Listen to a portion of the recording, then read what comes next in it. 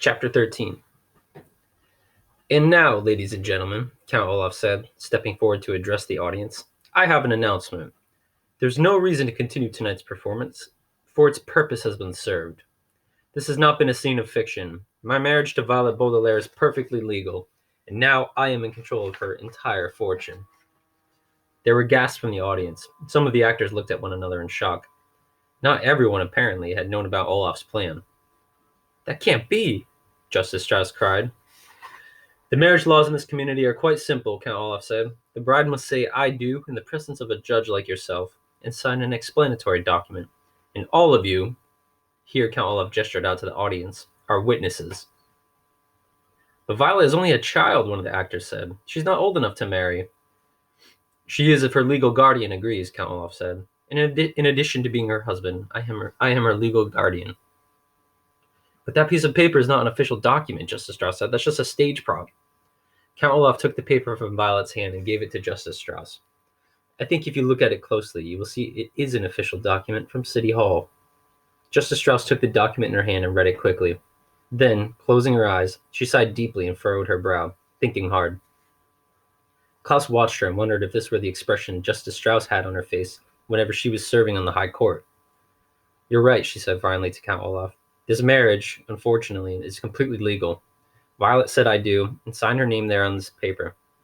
Count Olaf, you are Violet's husband, and therefore in complete control of her estate. That can't be, said a voice from the audience, and Klaus recognized it as the voice of Mr. Poe. He ran up the stairs to the stage and took the document from Justice Strauss. This is dreadful nonsense. I'm afraid this dreadful nonsense is the law, Justice Strauss said. Her eyes were filling up with tears. I can't believe how easily I was tricked, she said. I would never do anything to harm you children, never. You were easily tricked, Count Olaf said, grinning, and the judge began to cry. It was child's play, winning this fortune. Now, if all of you will excuse me, my bride and I need to go home for our wedding night. First let Sunny go, Klaus burst out. You promised to let her go. Where is Sunny? Mr. Poe asked. She's all tied up at the moment, Count Olaf said, if you'll pardon a little joke. His eyes shone as he pressed buttons on the walkie-talkie and waited while the hook-handed man answered. Hello? Yes, of course it's me, you idiot. Yes, everything's gone according to plan. Please remove Sunny from her cage and bring her directly to the theater. Klaus and Sunny have some chores to do before they go to bed. Count Olaf gave Klaus a sharp look. Are you satisfied now? He asked. Yes, Klaus said quietly. He wasn't satisfied at all, of course, but at least his baby sister was no longer dangling from a tower. Don't think you're so safe, the bald man whispered to Klaus. Count Olaf will take care of you and your sisters later. He doesn't want to do it in front of all these people. He did not have to explain to Klaus what he meant by the phrase, take care of. Well, I'm not satisfied at all, Mr. Poe said. This is absolutely horrendous. This is completely monstrous. This is financially dreadful. I'm afraid, however, Count Olaf said, that it is legally binding. Tomorrow, Mr. Poe, I shall come down to the bank and withdraw the complete Baudelaire fortune. Mr. Poe opened his mouth as if to say something, but began to cough instead. For several seconds, he coughed into a handkerchief while everyone waited for him to speak.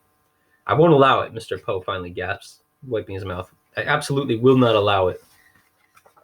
I'm afraid you have to, Count Olaf replied. I'm afraid Olaf is right, Justice Strauss said through her tears. This marriage is legally binding. Begging your pardon, Violet said suddenly, but I think you may be wrong. Everyone turned to look at the eldest Baudelaire orphan. What did you say, Countess? Olaf said. I'm not your Countess, Violet said testily, a word which here means in an extremely annoyed tone. At least I don't think I am. And why is that? Count Olaf said. I did not sign the document in my own hand, as the law states, Violet said. What do you mean? We all saw you. Count Olaf's eyebrow was beginning to rise in anger. I'm afraid your husband is right, dear, Justice Strauss said sadly. There's no denying it. There are too many witnesses. Like most people, Violet said, I am right-handed, but I signed the document with my left hand. What? Count Olaf cried. He snatched the paper from Justice Strauss and looked down at it. His eyes were shining very bright. You're a liar, he hissed at Violet. No, she's not, Klaus said excitedly. I remember because I watched her left hand trembling as she signed her name. It's impossible to prove, Count Olaf said. If you like, Violet said, I shall be happy to sign my name again on a separate sheet of paper with my right hand, and then with my left. Then we can see which signature the one on the document most resembles. A small detail like which hand you use to sign, Count Olaf said, doesn't matter in the least. If you don't mind, sir, Mr. Poe said, I'd like Justice Strauss to make that decision. Everyone looked at Justice Strauss, who was wiping away the last of her tears. "Let me see," she said quietly, and closed her eyes again. She sighed deeply, and the Baudelaire orphans and all who liked them held their breath as Justice Strauss furrowed her brow, thinking hard on the situation. Finally, she smiled. "If Violet is indeed right-handed," she said carefully, "and she signed the document with her left hand, then it follows that the signature does not fulfill the requirements of the nuptial laws. The law clearly states the document must be signed in the bride's own hand. Therefore, we can conclude that this marriage is invalid. Violet, you are not a countess. Count Olaf, you are not in control of the Baudelaire fortune." The audience cheered, and several people applauded. Unless you're a lawyer, it will probably strike you as odd that Count Olaf's plan was defeated by Violet signing with her left hand instead of her right. But the law is an odd thing. For instance, one country in Europe has a law that requires all of its bakers to sell bread at the exact same price. A certain island has a law that forbids anyone from removing its fruit. And a town not too far from where you live has a law that bars me from coming within 5 miles of its borders. Had Violet signed the marriage contract with her right hand, the law would have made her a miserable contessa. But because she signed it with her left, she remained, to her relief, a miserable orphan.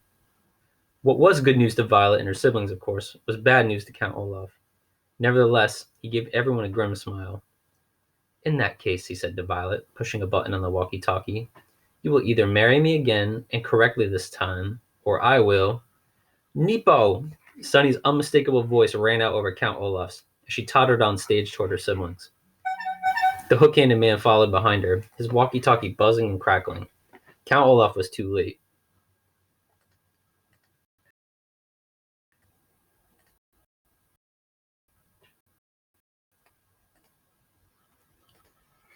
"Sonny, you're safe," Klaus cried, and embraced her. Violet rushed over, and the two older Baudelaires fussed over the youngest one. "Somebody bring her something to eat," Violet said. "She must be very hungry after hanging in a tower window all that time." "Cake!" Sonny shrieked. "Ah!" Count Olaf roared. He began to pace back and forth like an animal in a cage, pausing only to point a finger at Violet. "You may not be my wife," he said, "but you're still my daughter, and—" "Do you honestly think," Mr. Poe said in an exasperated voice, "that I will allow you to continue to care for these 3 children after the treachery I've seen here tonight?" "The orphans are mine," Count Olaf insisted, "and with me they shall stay. There's nothing illegal about trying to marry someone." "But there is something illegal about dingling an infant out of a tower window," Justice Strauss said indignantly. "You, Count Olaf, will go to jail, and the 3 children will live with me." "Arrest him," a voice said from the audience, and other people took up the cry. "Send him to jail. He's an evil man. And give us our money back. This was a lousy play."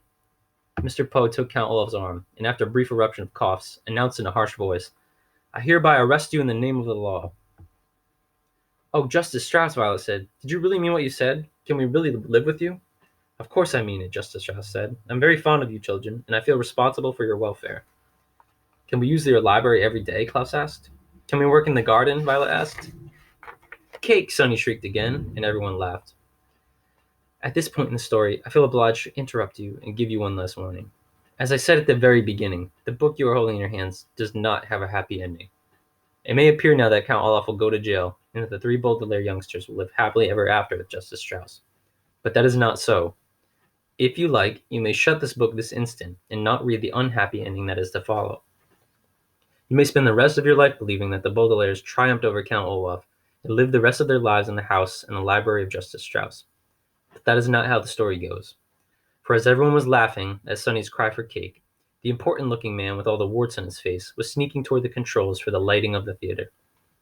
Quick as a wink, the man flicked the main switch so that all the lights went off, and everyone was standing in darkness. Instantly, pandemonium ensued as everyone ran this way and that, shouting at one another. Actors tripped over members of the audience. Members of the audience tripped over the theatrical props. Mr. Poe grabbed his wife, thinking it was Count Olaf. Klaus grabbed Sonny and held her up as high as he could so she wouldn't get hurt. But Violet knew at once what had happened and made her way carefully to where she remembered the lights had been. When the play was being performed, Violet had watched the light controls carefully, taking mental notes in case these devices came in handy for an invention. She was certain, if she could find the switch, that she could turn it back on. Her arms stretched in front of her as if she were blind. Violet made her way across the stage, stepping carefully around pieces of furniture and startled actors. In the darkness, Violet looked like a ghost. Her white wedding gown was moving slowly across the stage. Then, just as she had reached the switch, Violet felt a hand on her shoulder. A figure leaned in to whisper into her ear. I'll get my hands on your fortune if it's the last thing I do, the voice hissed. And when I have it, I'll kill you and your siblings with my own 2 hands. Violet gave a little cry of terror, but flicked the switch on. The entire theater was flooded with light. Everyone blinked and looked around. Mr. Poe let go of his wife. Klaus put Sonny down. But nobody was touching Violet's shoulder. Count Olaf was gone. Where did he go? Mr. Poe shouted. Where did they all go? The Baudelaire youngsters looked around and saw that not only had Count Olaf vanished, but his accomplices, the wart-faced man, the hook-handed man, the bald man with the long nose, the enormous person who looked like neither a man nor a woman, and the 2 white-faced women, had vanished along with him. They must have run outside, Klaus said, while it was still dark. Mr. Poe led the way outside, and Justice Strauss and the children followed. Way down the block, they could see a long black car driving away into the night. Maybe it contained Count Olaf and his associates. Maybe it didn't. But in any case, it turned a corner and disappeared into the dark city as the children watched without a word. Blast it, Mr. Poe said. They're gone. But don't worry, children. We'll catch them. I'm going to call the police immediately. Violet, Klaus, and Sonny looked at one another and knew that it wasn't as simple as Mr. Poe said. Count Olaf would take care to stay out of sight as he planned his next move. He was far too clever to be captured by the likes of Mr. Poe. Well, let's go home, children, Justice Strauss said. We can worry about this in the morning when I fixed you a good breakfast. Mr. Poe coughed. Wait a minute, he said, looking down at the floor. I'm sorry to tell you this, children, but I cannot allow you to go be raised by someone who is not a relative. What? Violet cried. After all Justice Strauss had done for us? We never would have figured out Count Olaf's plan without her in her library, Klaus said. Without Justice Strauss, we would have lost our lives. That may be so, Mr. Poe said, and I thank Justice Strauss for her generosity. But your parents' will is very specific. You must be adopted by a relative. Tonight you will stay with me in my home, and tomorrow I shall go to the bank and figure out what to do with you. I'm sorry, but that is the way it is. The children looked at Justice Strauss, who sighed heavily and hugged each of the Baudelaire youngsters in turn. Mr. Poe is right, she said sadly. You must respect your parents' wishes. Do you want to do what your parents wanted, children? Violet, Klaus, and Sonny pictured their loving parents, and wished more than ever that the fire had not occurred. Never had they felt so alone. They wanted very badly to live with this kind and generous woman, but they knew that it simply could not be done. I guess you're right, Justice Strauss, Violet said finally. We will miss you very much. And I will miss you too, she said, and her eyes filled with tears once more. Then they each gave Justice Strauss one last embrace, and followed Mr. and Mrs. Poe to their car. The Baudelaire orphans piled into the back seat and peered out the back window at Justice Strauss, who was crying and waving to them. Ahead of them were the darkened streets, where Count Olaf had escaped to plan more treachery. Behind them was the kind judge who had taken such an interest in the 3 children. To Violet, Klaus, and Sonny, it seemed that Mr. Poe and the law had made the incorrect decision to take them away from the possibility of a happy life with Justice Strauss and toward an unknown fate with some unknown relative. They didn't understand it, but like so many unfortunate events in life, just because you don't understand it doesn't mean it isn't so. The Baudelaires bunched up together against the cold night air and kept waving out the back window. The car drove farther and farther away until Justice Strauss was merely a speck in the darkness, and it seemed to the children that they were moving in an aberrant — the word aberrant here means very, very wrong, causing much grief — direction. And that is the end of The Bad Beginning.